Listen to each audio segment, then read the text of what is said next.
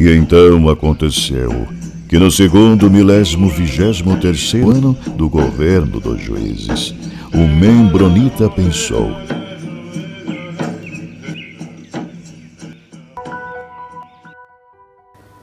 Saudações, membronitas! Eu sou o Ozzy e esse é o MembroPod, seu canal de podcast de estudo da história da Igreja de Jesus Cristo dos Santos dos Últimos Dias. Hoje a gente vai falar sobre uma entrevista que a BBC fez com o Elder Holland dos 12 Apóstolos, né, do Quórum dos 12, o Jeffrey R. Holland.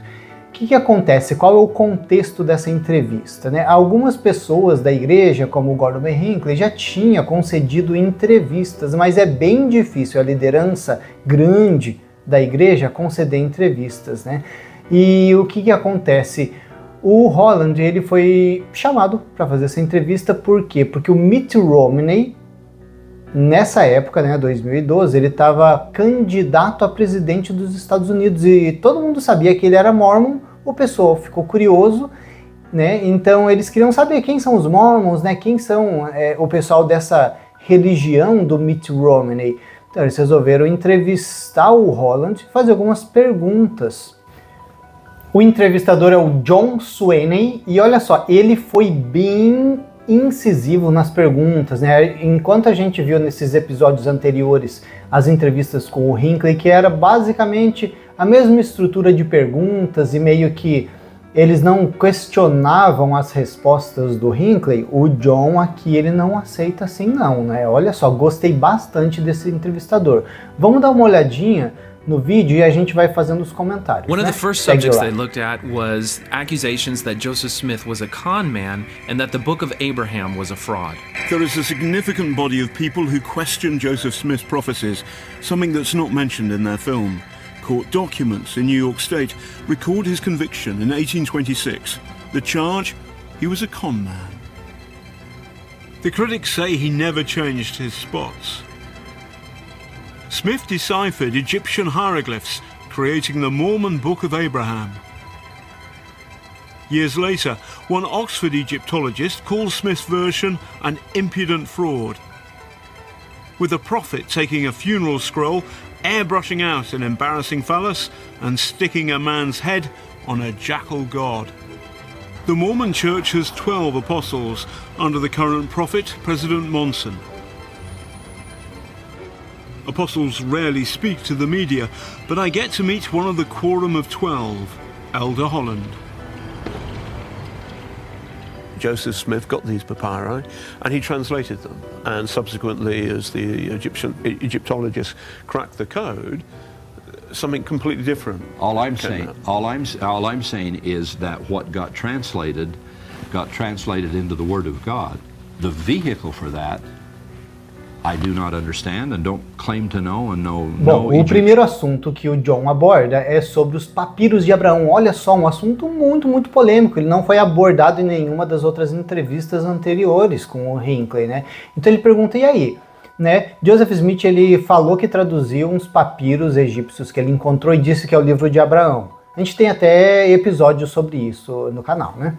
E daí ele falou, ó, na época o pessoal não conseguia traduzir a língua egípcia, mas depois o pessoal conseguiu traduzir, ninguém conseguiu contestar porque o que o Joseph Smith traduziu, porque não tinha o papyrus original do Smith que tinha sido perdido, tá? De repente eles encontraram os papiros da igreja, inclusive estava com algumas anotações da igreja no verso, olha só, e a igreja confirmou que aquele é mesmo o papiro de Joseph Smith. Só que a tradução não tem nada a ver. Quando o Joseph Smith ele traduziu, ele até falou assim, cada caractere o que significava. Ele fez tipo um dicionáriozinho. Não tem nada a ver. Não tem nada a ver. E quando pergunta para o Holland, né, essa é a resposta. O pessoal não sabe, né? A igreja não sabe, não tem como responder isso, né? Eu não sei como Deus fez para traduzir, só sei que foi traduzido, né? O jeito que o Senhor traduz. Cara, né? Muito evasiva essa resposta, não responde nada. The fragments included one vignette or illustration that appears in the Book of Abraham as facsimile 1. Long before the fragments were published by the church, some Egyptologists had said that Joseph Smith's translations of the various elements of these facsimiles did not match their own interpretations of these drawings. Joseph Smith had published the facsimiles as freestanding drawings, cut off from the hieroglyphics or hieratic characters that originally surrounded the vignettes. The discovery of the fragments meant that readers could now see the hieroglyphics and characters immediately surrounding the vignette that became facsimile 1. None of the characters on the papyrus fragments mentioned Abraham's name or any of the events recorded in the Book of Abraham. Mormon and non-Mormon Egyptologists agree that the characters on the fragments do not match the translation given in the Book of Abraham, though there is not unanimity even among non-Mormon scholars about the proper interpretation of the vignettes on these fragments. Scholars have identified the papyrus fragments as part of standard funerary texts that were deposited with mummified bodies. These fragments date to between the 3rd century BCE and the 1st century CE, long after Abraham lived. Vamos para a próxima pergunta, né? Então ele está abordando ali alguns assuntos e fala sobre o passado do Joseph. Vamos dar uma olhadinha. As a matter of historical fact, was Joseph Smith convicted of being a con man in 1826? I have no idea. There's a court record in New York. And we've got an email of it. There's a good deal of difficulty in the early frontier life in America. But that's an incidental matter to the character and integrity of the man. Olha só, né? Então o Joseph Smith, ele foi preso algumas vezes, né? E ele falou, ó, tem uma ficha criminal extensa e tal. E ele quer saber lá, 1826, por exemplo, uma das vezes que Joseph foi preso, ele quer saber, e aí, o que a igreja tem a dizer sobre essas prisões do Joseph? Ele foi acusado de várias coisas. A primeira tentativa do Holland é de falar que ele não sabe, não estou sabendo de nada não, disso aí, né? Então o John ele falou, não, tem registros, né? Então assim, ele até não comenta ali, mas o que acontece? Em 1971, um reverendo estava fazendo, né, uma checagem nas documentações antigas e ele encontrou o registro dessas acusações e da corte, né, criminal lá do Joseph Smith. Então ficou comprovado, porque antes a igreja dizia que nunca tinha acontecido, né? Só que depois encontraram evidências disso, né? Então primeiro o Holland ele tenta dizer que não está sabendo de nada disso. Depois o John insiste, né? Então esse jeito de entrevista do John, né, de insistir, não aceitar qualquer respostinha evasiva, é bem legal. Né? E novamente o Holland se esquiva, não há uma explicação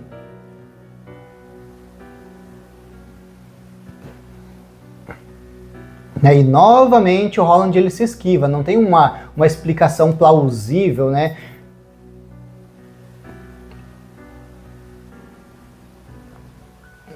E novamente o Holland ele, né, se esquiva, né? Ele não consegue dar uma explicação plausível, aceitável, né, convincente dessa prisão de Joseph. Bom, eles entram então em um próximo assunto, eles querem falar sobre o templo, né? Então a entrevista ali dá um contexto, né? Ele entrevistou um cara antes de falar com o Holland, confirmou essas informações, né? O cara falou, ó, né, a gente vai pro templo e a gente faz alguns rituais diferentes, né? Um ritual que a gente faz assim, prometendo que a gente vai cortar a nossa garganta se a gente descumprir essas promessas, né, que a gente faz aqui no templo. Ele faz assim na barriga também, que a gente vai cortar as nossas entranhas se a gente descumprir com essas coisas. E o John ele trouxe essa questão do templo para o Holland. Ó, segue o vídeo e vamos dar uma olhada. Next, he addresses the Masonic penalties which used to be part of the temple endowment ceremony but were removed in 1990. First, he talks to some people who are familiar with the penalties. Tell me about when you go to the temple, there's an oath. Apparently, there's something like this. In the temple, you learn secret handshakes, and you go through various motions. And one of those that became controversial, and they did away with it, was this motion of slitting your throat. And when you do that, you say, "I will suffer my life to be taken." And then you do it. There's another one where you slit your bowels open by doing the same sort of a motion. That was done away with too. Would Mitt Romney have sworn that oath? Oh yeah. All adult Mormons would have sworn the oath until it was abandoned in 1990, and that includes Mitt Romney. Let's talk about Mitt Romney. Okay. The man who may well become the most powerful man on earth. Mm-hmm. As a Mormon in the temple, I've been told, he would have sworn an oath to say that he would not pass on what happens in the temple, lest he slit his throat. Is that true? That's not true. That's not true. We do not have penalties in the temple. You used to. We used to. Therefore, he swore an oath saying, I will not tell anyone about the secrets here, lest I slit my throat. Well, the vow that was made was regarding the ordinance of the temple. Olha só, então o que aconteceu? O pessoal, eles querem saber, a gente vai eleger o Mitt Romney, mas a gente quer conhecer ele e quer conhecer o mormonismo para entender, né, tipo, o que é a religião do nosso presidente dos Estados Unidos, né, que a gente vai votar. Então é muito importante saber, ele fez um voto sagrado de cortar a garganta, cortar a barriga, se ele revelar ou descumprir com esses votos, que história é essa? A gente quer pelo menos entender o que é isso. Então, o John foi lá e perguntou pro Holland, olha, é verdade que vocês têm um voto aí no templo, que vocês falam que se vocês descumprirem vai cortar a garganta? Olha só o que o Holland respondeu, falou, não, a gente não tem esse voto. Olha só, tipo, essa é a primeira tentativa de resposta. Se o John passa para frente, passa para a próxima questão, morre aí. Ou seja, uma semi-verdade, que também é uma semi-mentira, né? Uma semi-verdade é uma semi-mentira. E é assim que a liderança da igreja tenta se esquivar de perguntas como essa, né? E o entrevistador, ele tem que ser mais incisivo na pergunta, né? Falou, não, mas como assim não tem? Vocês já tiveram, né? Assim, a gente já teve. Pois é, olha só, tá vendo? Se cavocar um pouquinho mais, sai a resposta correta. It sounds Masonic, sir. It sounds Masonic. Well, it's comparable. It's similar to a Masonic relationship. Potentially, the most powerful man in the world has sworn an oath, which he meant at the time, whatever it is now, that he must not tell anyone about what he's seen, lest he slit his throat. That he would not tell anyone about his personal pledge to the Lord. I'm assuming that any religious candidate, an evangelical, a Roman Catholic, Rick Santorum, Newt Gingrich, President Obama, I'm assuming that anybody who has a relationship to God has made a pledge of some kind to God.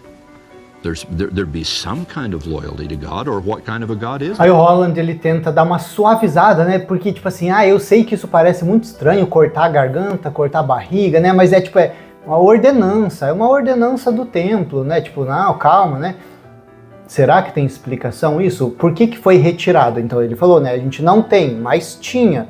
Por que foi retirado? Porque é estranho, né? Por que o Deus resolveu mudar uma ordenança sagrada, milenar? Né? Porque se ela existia desde a época de Abraão, né? Por que Deus resolveu tirar agora? Porque soa tão estranho, mas assim, Deus é Deus, para que ele vai ter que mudar? Muito estranho essa história, né? Aí o entrevistador, ele até comenta, parece muito com a maçonaria, né? Ele fala, pois é, parece um pouco com a maçonaria. Os membros sabem disso? Será que os membros sabem que Joseph Smith, logo depois que ele entrou para a maçonaria, de repente ele resolveu criar as ordenanças do templo, que é tipo assim, praticamente a mesma coisa da maçonaria? Os maçons ficaram muito bravos com Joseph, porque era um negócio secreto, né? E Joseph foi lá e só fez um copiar e colar para o mormonismo. Os membros sabem disso? A gente tem episódio sobre isso aqui também, né, no canal. Vamos seguir com o vídeo. Next, he addresses the strengthening of the Church Committee, which is a secret committee which acts as sort of a surveillance arm, tracking people who've left the church who may be vocal about their criticisms of the church, and it's rumored coordinate with the brethren excommunications that need to happen. And he talks with some former members who are aware of this organization and then actually confronts some of the church leadership about it. This is very interesting. I hear of an organisation called the Strengthening Church Members Committee, set up to investigate polygamists, based in the Mormon Corporate Affairs Building. No one at the meeting is a polygamist, but some here suspect they too have been investigated. What is the Strengthening Church Members Committee? It is a group, and a bunch of employees of the church, many of them composed of former and retired CIA, FBI people, who is set to watch people that the church considers dangerous. Any apostate who's gotten too famous or has written a book that's selling too well. We met a former CIA man who does not want to be identified, but confirms that the agency employs a large number of Mormons, and some who go on to work for the church. I personally left the church many years ago and then came back in. And when they accepted me back into the church, I was given my file. And my file was that thick. So these were letters from and reports from stake presidents and letters that I had sent to other people in the church. And so I felt extremely violated. I want to find out more about the mysterious Strengthening Church Members Committee.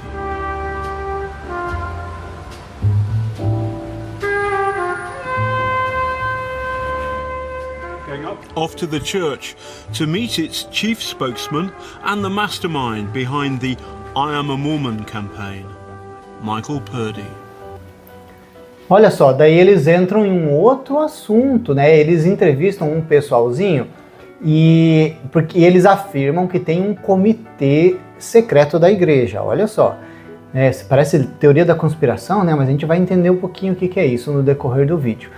O pessoal, ele diz ali, ó, tem um comitê da igreja, uma organização da igreja que é composta de, tipo, gente grande, gente inteligente, por exemplo, ex-agentes da CIA, do FBI, que eles trabalham, que são membros da igreja, né, tipo, aposentados da CIA, e eles trabalham para a igreja para investigar pessoas para a igreja precisa investigar pessoas, eles fazem isso, olha só. E que tipo de pessoas são essas, né? A igreja diz que são poligamistas, né? A igreja quer conferir se tem pessoas cometendo esse delito, né? Que é a poligamia. Então eles querem investigar se isso está acontecendo dentro da igreja e punir essas pessoas, né? Mas, né, esse grupinho ali de gente, né, de pessoas que foram entrevistadas, eles disseram que não, que esse comitê aí é para investigar pessoas que falam mal da igreja ou fazem coisas contra a igreja. Olha só, então os apóstatas, né? Gente que prepara aí, às vezes, canal contra a igreja no YouTube, qualquer coisa assim, está sendo investigado. Vamos seguir com o vídeo e dar uma olhadinha o que o Holland tem a dizer sobre isso. What's the Strengthening Church Members Committee, and does it still exist? I don't know, and I'm not. I guess that's a question not for me. I couldn't tell you that. I don't know. You're the head of media relations for the church, Right. and I've spoken to people, ex-members of the church, who say the Strengthening Church Members Committee does exist. Does it still exist? I've heard that, yeah, there is a Strengthening Church Members Committee, but I couldn't tell you the details of how that works, but we'd be happy to provide someone that can. Sorry for my confusion. When I originally asked you weren't sure. Now you do know that it exists, and you will give me somebody who knows something about it. Absolutely. So on the Strengthening Church Members Committee, the spokesman for the Mormon Church couldn't give me a satisfactory answer. Maybe the apostle could. What is the Strengthening Church Members Committee? The Strengthening the Church Members Committee was born some years ago to protect predatory practices of polygamists. I asked what is it? Oh, that's what it is. It is to protect. So it does still exist? It does still exist. It does still exist. And it looks at, it's there to defend the church against polygamists? Principally. That is still the principal task. And what is its subsidiary task? I suppose just to be protective generally, just to watch and care for any insidious influence. But for all intents and purposes, all that I know about it is primarily to guard against polygamy. That would be the substantial, essential part of their work. I'm not on that committee, so I can't speak. Então, olha só, primeiro ele conversou com o Michael, né? O Michael, ele é tipo o representante de assuntos públicos da igreja. Então ele é o cara que vai falar. Se alguém da mídia quer saber sobre a igreja, vai contatar ele. ele não sabe de nada, ele gagueja, não consegue responder essa pergunta. Bom, enquanto o Michael gaguejou, não conseguia responder, ele falou, não estou sabendo de nada sobre isso, eu não sou a pessoa certa para conversar. Quando o John conversou com o Holland confirmou, ele falou, sim, tem esse comitê, mas ele é para proteger as pessoas contra a poligamia. Se estiver acontecendo, esse comitê vai identificar. Então, foi confirmado que esse comitê existe. O Holland ele usa algumas palavras também que são para escapar da respostas corretas, né? Por exemplo, ele fala esse comitê principalmente para proteger a igreja contra poligamistas, né? Principalmente. E o resto? Para que é então? O John ele pergunta um pouco mais e o Holland não sabe responder. Ele falou, eu não faço parte desse comitê, então eu não vou saber responder. E olha só que interessante a próxima pergunta. O John ele quer saber se a igreja exclui membros da igreja. Por exemplo, tem pessoas que às vezes estão apóstatas, estão falando coisas contra a igreja. Ele quer saber se a igreja exclui essas pessoas. O Holland ele responde não. Não, a gente não faz isso e a gente nem gosta de usar essa palavra, né? Como se fosse uma palavra horrível. A igreja não faz isso não. E o Holland até fala, se eu tivesse um filho ou uma filha, né, que fosse perseguidor da igreja ou apóstata, eu não retiraria ele da minha árvore genealógica, eu não excluiria ele. Vamos dar uma olhadinha nesse vídeo. Does the Mormon Church shun people who leave? No, of course we don't. We don't use that word and we don't know that practice. If I had a son this very day, given the office that I have and the visibility that means, if I had a son or a daughter who left the church or was alienated or had a problem, I can tell you I would not cut that child out of family life. Nossa, mas que interessante. Eu acho que está faltando uma sincronia aí entre os membros do Quórum dos 12, porque isso o Holland falou em 2012. Aí já em 2014 o Christofferson deu um discurso na conferência em que ele falou uma coisa diferente. Vamos dar uma olhadinha no discurso do Christofferson. Whose conduct, beliefs or choices make it impossible to support both him and them. It's not a question of love. We can and must love one another as Jesus loves us. As he said, by this shall all men know that ye are my disciples, if you have love one to another. But the Lord reminds us, he that loveth father or mother more than me is not worthy of me. And he that loveth son or daughter more than me is not worthy of me. So although familial love continues, relationships may be interrupted. And according to the circumstances, even support or tolerance at times suspended for the sake of our higher love. And in reality, the best way to help those we love, the best way to love them, is to continue to put the Savior first. Olha só. Então, quando a gente tem alguém, mesmo que seja membro da nossa família, que a gente ama e tudo, mas essa pessoa está contra a igreja, está fora da igreja, a gente precisa colocar o Senhor em primeiro lugar, né? Então a gente tem que interromper relacionamentos às vezes. A gente tem que suspender a tolerância, suspender o apoio. Bom, isso parece dizer que você está excluindo essa pessoa, em outras palavras.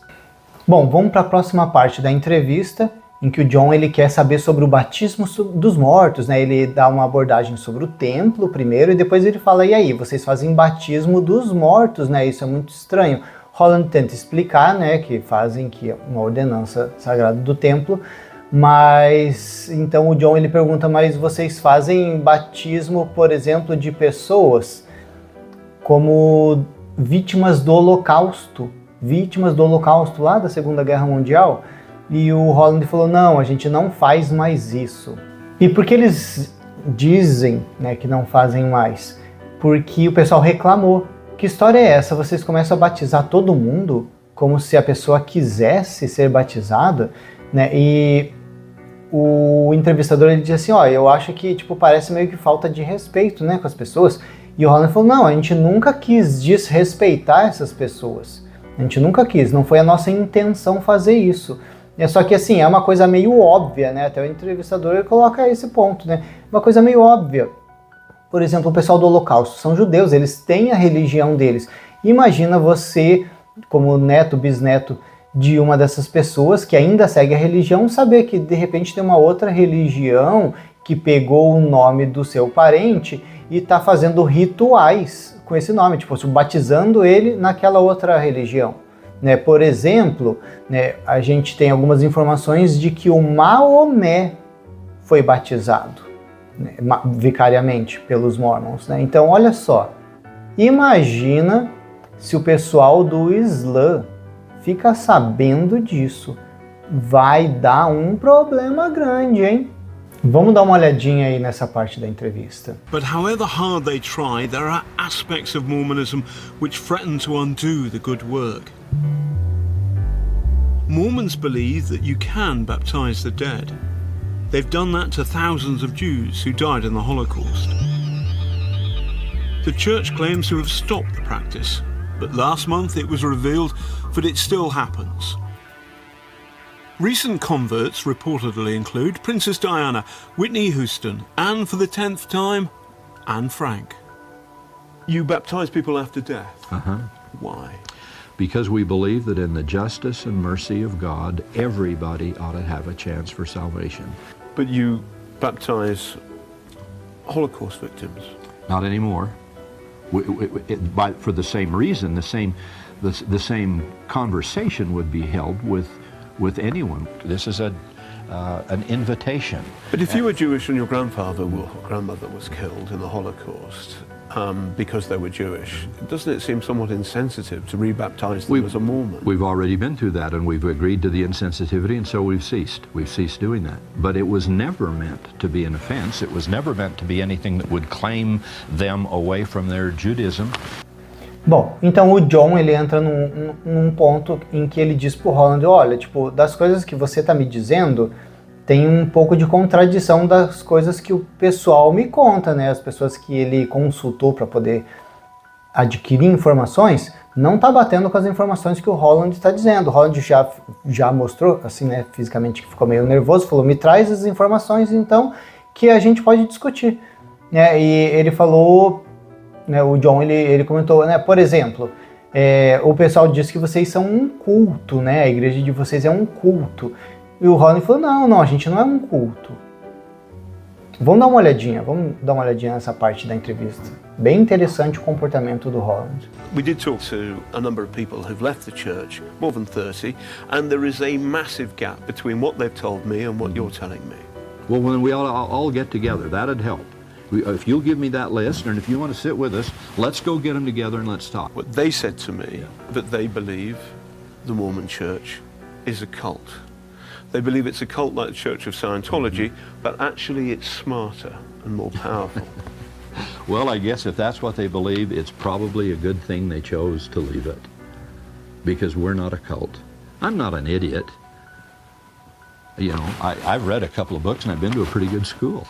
And I have chosen to be in this church because of the faith that I feel and the inspiration that comes. No, I'm not calling you a cult. I'm just saying that I've met people who used to be in the church. I've met people. And if people want to call us a cult, they can call us a cult and you can call us a cult. But we are 14 million and growing. And I'd like to think that your respect for me would be enough to know that this man doesn't seem like a dodo. Olha só que interessante, né? O Holland, ele falando, olha, eu li vários livros, eu estudei em escolas boas, né? Eu não sou um idiota, olha só. Eu não acho que é um palavreado autorizado pela igreja, principalmente para um membro do Coro dos 12 Apóstolos está falando. Em uma entrevista, se ele fala assim numa entrevista, como ele fala no particular, quando não está sendo gravado? Né? Será que o Holland ia falar isso? Eu não sou um idiota num discurso da conferência? Complicado. Já teve algumas outras, vamos dizer assim, né, denúncias, algumas outras pessoas falando que em serões que o Holland dá, ele tem uma abordagem agressiva, né? Então a gente já vê que é do comportamento dele. Você vê que fisicamente ele começa a ficar nervoso, começa a ficar estressado, ele leva para o lado pessoal, né? Como se o entrevistador tá confrontando ele. O entrevistador, né, o John, ele até comenta, olha, não, eu tô dizendo o que o pessoal tá dizendo, né, que vocês são um culto. Bom, o Holland, ele não aceita, né, esse tipo de conversa, não estava gostando dessa conversa com o John. Ele fala, ó, né, o pessoal pode chamar a gente do que eles quiserem, né, os Mormons. A gente não é um culto, né. E eu aceitei estar nesse evangelho pelas coisas que eu acredito, né. Se o pessoal quiser dizer que a gente é um culto, eles podem dizer. Se você quer dizer que a gente é um culto, pode dizer. Mas, né, não venha me tirar para bobo aqui não, né. E a entrevista acabou aí. O que será que aconteceu, né? Será que a entrevista ia realmente acabar aí? Eu não vi nenhuma resposta satisfatória. Eu, Ozzy, assistindo esse vídeo, pensando como um membro da igreja, eu não vi nenhuma resposta satisfatória para as perguntas. Aí a questão é, a igreja é verdadeira, é boa, é a igreja de Deus. Por que tem tanto medo de vir em público responder algumas perguntas e quando vem não consegue responder e se estressa? E aí? O que vocês acharam dessa entrevista? Deixa nos comentários, né? Curte o vídeo. A gente vai ficando por aqui com esse episódio e até a próxima.